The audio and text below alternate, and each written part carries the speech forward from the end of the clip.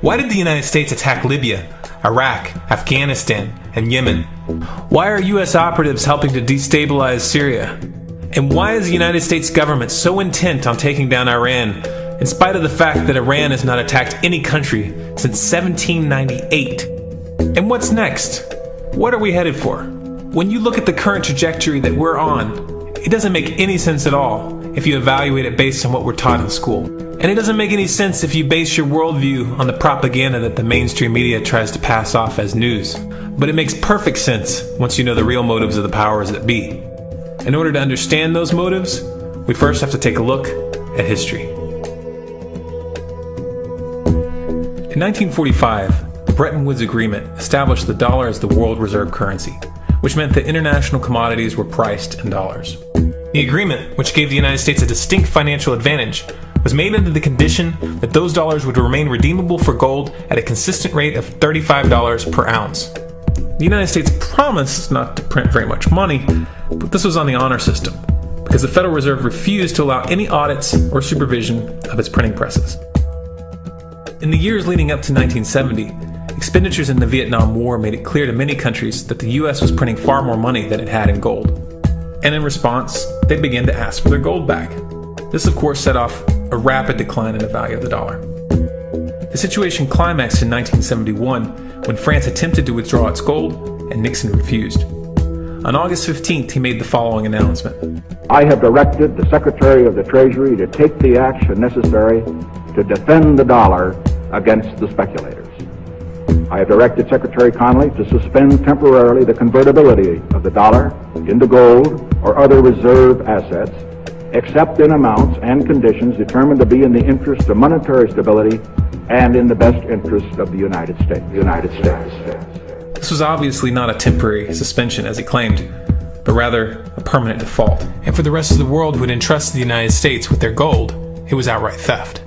In 1973, President Nixon asked King Faisal of Saudi Arabia to accept only US dollars as payment for oil and to invest any excess profits in US Treasury bonds, notes, and bills. In return, Nixon offered military protection for Saudi oil fields. The same offer was extended to each of the world's key oil-producing countries, and by 1975, every member of OPEC had agreed to only sell their oil in US dollars. The act of moving the dollar off of gold and tying it to foreign oil instantly forced every oil-importing country in the world to start maintaining a constant supply of Federal Reserve paper. And in order to get that paper, they would have to send real physical goods to America. This was the birth of the petrodollar. Paper went out, everything America needed came in, and the United States got very, very rich as a result. It was the largest financial con in recorded history.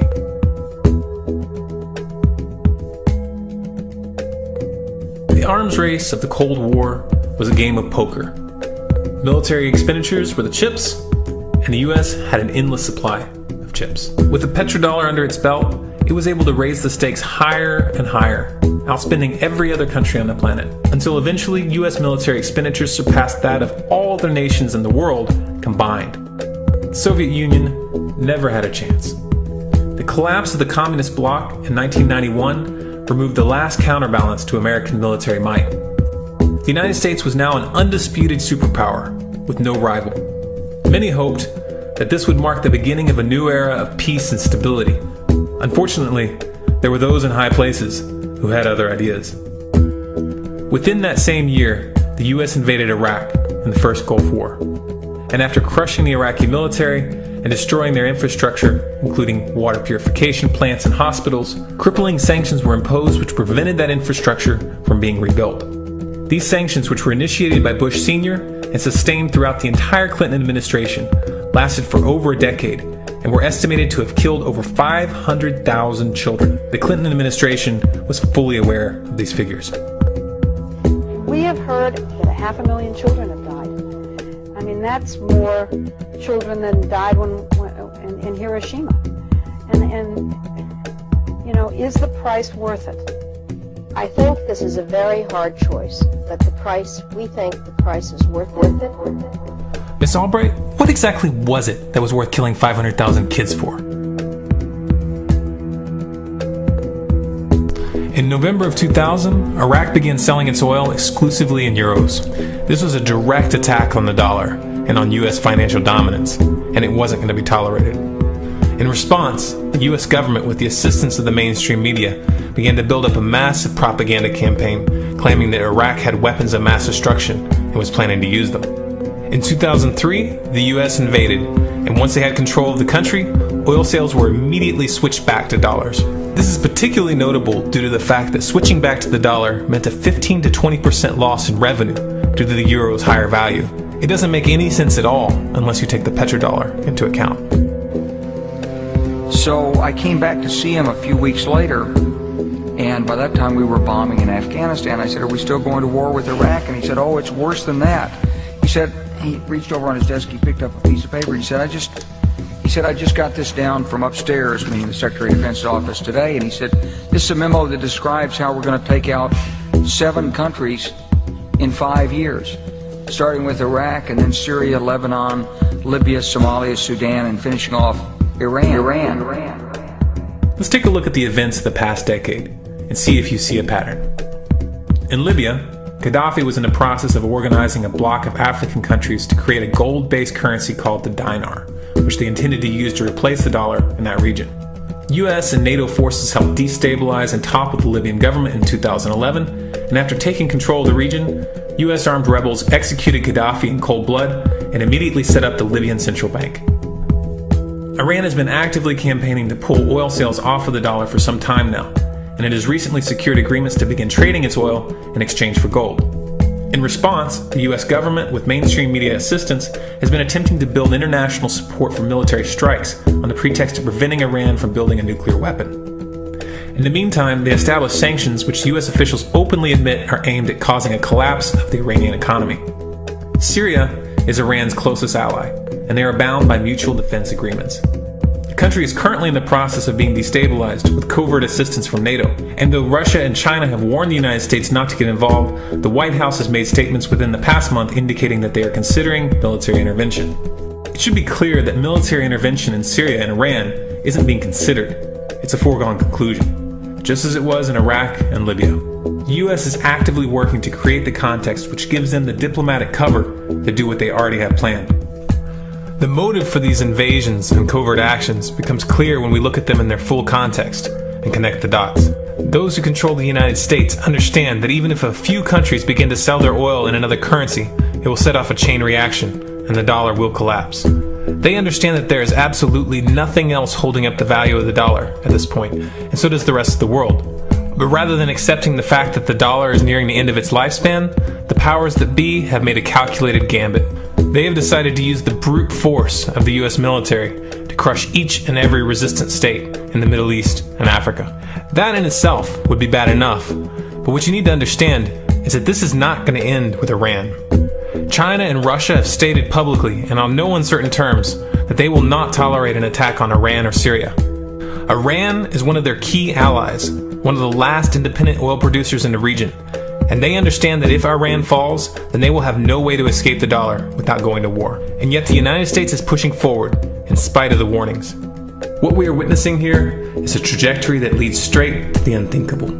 It's a trajectory that was mapped out years ago in full awareness of the human consequences. But who was it that put us on this course? What kind of psychopath is willing to intentionally set off a global conflict that will lead to millions of deaths just to protect the value of a paper currency? It obviously isn't the president. The decision to invade Libya, Syria, and Iran was made long before Obama had risen to the national spotlight. And yet, he's carrying out his duty just like the puppets that preceded him. So who is it that pulls the strings? Often the best answer to questions like this are found by asking another question. Qui bono? Who benefits? Obviously, those who have the power to print the dollar out of thin air have the most to lose if the dollar were to fall. And since 1913, that power has been held by the Federal Reserve. The Federal Reserve is a private entity owned by a conglomerate of the most powerful banks in the world. And the men who control those banks are the ones who pull the strings. To them, this is just a game. Your life and the lives of those you love are just pawns on their chessboard. And like a spoiled 4-year-old who tips the board onto the floor when they start to lose, the powers that be are willing to start World War III to keep control of the global financial system. Remember that when these wars extend and accelerate. Remember that when your son or your neighbor's son comes back home in a flag-draped coffin. Remember that when they point the finger at the new boogeyman, because the madmen who are running this show will take this as far as you allow them to. So how much time do we have left? It's a question I hear constantly, but it's the wrong question. Asking how much time we have left is a passive posture. It's the attitude of a prisoner who's waiting to be taken out to a ditch and shot in the back of the head.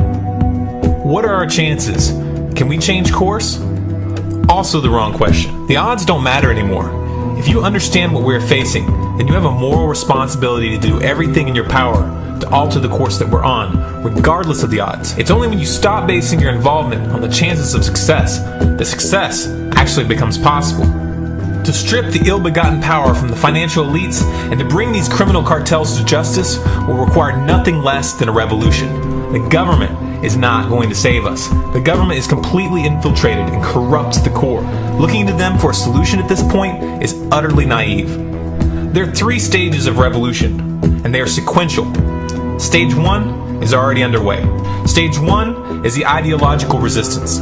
In this stage, we have to actively work to wake up as many people as possible about what is happening and the direction we're headed. All revolutions originate from a shift in the mindset of the population, and no other meaningful resistance is possible without it. Success in this stage of the game can be measured by the contagion of ideas. When an idea reaches critical mass, it begins to spread on its own and seeps into all levels of society. In order to achieve that contagion, we need more people in this fight. We need more people speaking out, making videos, writing articles, getting this information onto the national and international stage. And we especially need to reach the police and the military. Stage 2 is civil disobedience, also known as nonviolent resistance. In this stage, you put your money where your mouth is, or more accurately, you withhold your money and your obedience from the government, and you do everything in your power to bring the gears of the state to a halt. Practiced in mass, this method alone is often enough to bring a regime to its knees. However, if you fail at this stage, stage 3 is inevitable. Stage 3 is direct physical resistance. Direct physical resistance is the last resort, and it should be avoided and delayed as long as possible, and it should only be invoked after all other options have been thoroughly exhausted. There are those who talk tough and claim that they will resist when the time comes, but what those people fail to realize is that if you are inactive during the first 2 stages and save your efforts for the last resistance, then you will fail. When the Nazis were moving door to door, dragging people out of their homes in Germany, that was the time to fight back physically. But due to the lack of ideological resistance and civil disobedience leading up to that moment, even an armed uprising would have likely failed at that point. An armed uprising can only succeed if the people have established an attitude of active resistance. And active resistance is only possible after their minds have broken free from the mainstream propaganda. If you want to fight back, it's now or never. You're not going to get another chance, and the stakes are far higher than they were in Nazi Germany.